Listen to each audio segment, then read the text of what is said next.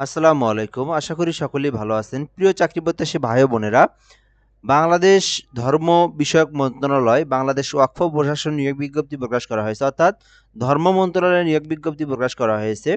তো এটাতে কিন্তু আবেদন চলমান। আপনারা এই সার্কুলারটা দেখতে পারেন। এখান থেকে বেশ কয়েকটা পদের নাম আছে, বেশ কয়েকটা পদ আছে, আপনারা দেখতে পারেন এই সার্কুলারটা।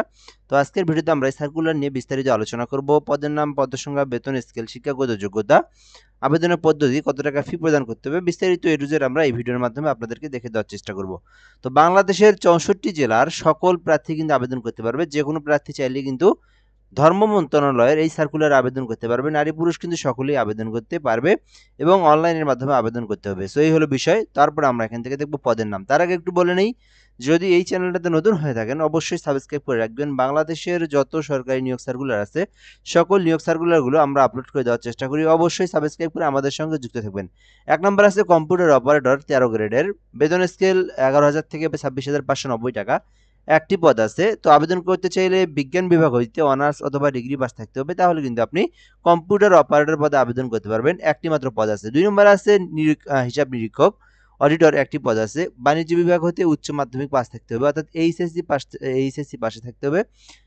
বিজনেস স্টাডিজ যাদের গ্রুপ আছে, বিজনেস স্টাডিজ থেকে যারা এইচএসসি পাস করছেন, হিসাব নিরীক্ষক পদে আবেদন করতে পারেন। অডিটর একটি পদ আছে 16 গ্রেডের। এরপরে ৩ নম্বর আছে অফিস সহায়ক, ৩টি পদ আছে। আপনি চাইলে অফিস সহায়ক পদে আবেদন করতে পারেন।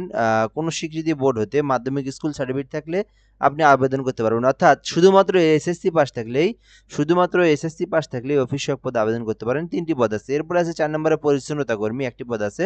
অষ্টম শ্রেণী পাস থাকলে কিন্তু আবেদন করতে পারবেন। শুধুমাত্র অষ্টম শ্রেণী পাস থাকলেই পরিচ্ছন্নতা কর্মী পদে আবেদন করতে পারবেন 20তম গ্রেডের। সো এই হলো এখান থেকে সার্কুলার যে মেইন বিষয়, যেটা শিক্ষাগত যোগ্যতা, পদের নাম এবং পদের সংখ্যা, বেতন স্কেল। এরপর আমরা দেখবো এখান থেকে আবেদন করতে অবশ্যই 18 থেকে 32 বছরের মধ্যে হতে হবে। তো 18 নিচেও হওয়া যাবে না, 32 বছর প্লাস হওয়া যাবে না, তাহলে কিন্তু আপনি আবেদন করতে পারবেন না। এরপরে আমরা এদিক থেকে দেখব আবেদনের জন্য। আবেদন শুরু হচ্ছে 16 নভেম্বর শুরু হয়েছে, আর আবেদনটা শেষ হবে 7 ডিসেম্বর, অর্থাৎ আবেদনটা বর্তমানে রানিং অবস্থায় আছে। এই সামনের ডিসেম্বর মাসটা আসলে কিন্তু শেষ হয়ে যাবে। 16 নভেম্বর শুরু হয়েছে। তো যারা আবেদন করবেন আগামী ডিসেম্বরের 7 তারিখ পর্যন্ত আবেদন করতে পারবেন, এবং আবেদনটা কিন্তু অবশ্যই অনলাইনের মাধ্যমে আবেদন করতে হবে। আবেদনের জন্য আপনাদের যাদের নিজেদের পিসি, ল্যাপটপ, কম্পিউটার আছে তারা workforteledoc.com.bd waqfteledoc.com.bd এই ওয়েবসাইট থেকে আপনাদেরকে অ্যাপ্লিকেশন করতে হবে। চাইলে আপনি ঘরে বসে থেকে আমাদের মাধ্যমে আবেদন করে নিতে পারবেন। আমরা কিন্তু বাংলাদেশের যে কোনো সরকারি নিয়োগ সার্কুলারে আবেদন করে দেই। 0177583031 0177583031 এই নাম্বার হোয়াটসঅ্যাপে যোগাযোগ করলে আপনার বাংলাদেশের যে কোনো সরকারি নিয়োগ সার্কুলারের অ্যাপ্লিকেশনটা সুন্দরভাবে নির্ভুলভাবে করে নিতে পারবেন। এরপর এখান থেকে দেখব আবেদনের জন্য কত টাকা ফি প্রদান করতে হবে। তো আপনারা জানেন গ্রেড অনুযায়ী পেমেন্ট ফি দিতে হয়। কোন পদের জন্য কত টাকা ফি প্রদান করতে হবে। 1 ও 2 নং কর্মী পদের জন্য 112 টাকা ফি দিতে হবে। 2টা এসএমএস সহ 120 টাকা ফি রিচার্জ করবেন। আপনারা যারা নিজেরা আবেদন করবেন টেলিটক সিম থাকতে হবে। টেলিটক সিমে 1 ও 2 নং কর্মী পদের জন্য 120 টাকা রিচার্জ দিবেন। আর 3 ও 4 নং কর্মী পদের জন্য 56 টাকা, 2টা এসএমএস সহ 65 টাকা, অর্থাৎ 3 ও 4 নং কর্মী পদের জন্য আপনারা 65 টাকা আপনারা রিচার্জ দিয়ে আপনারা আবেদন করতে পারবেন। এখন কোন পদে আবেদন করবেন সেই অনুযায়ী আপনারা পেমেন্ট করবেন। এরপরে পেমেন্ট আপনারা কিভাবে দিবেন, তো এখানে পেমেন্ট দেওয়ার অপশনটা দেওয়া আছে।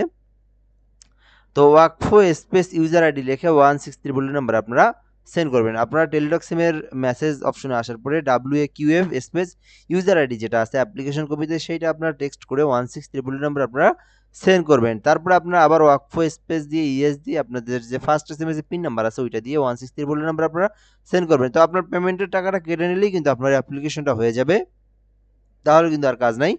তখন পরীক্ষার আগে 7 দিন বা 10 দিন আগে আপনাদের কিন্তু এসএমএস আসবে। সেই এসএমএস দিয়ে আপনাদেরকে অ্যাডমিট কার্ডটা উঠাই নিয়ে পরীক্ষা দিতে যেতে হবে। এই হলো প্রসেস। তো যারা আবেদন করবেন আগামী 7 ডিসেম্বর পর্যন্ত আবেদন আছে, এর মধ্যে আবেদন করতে হবে।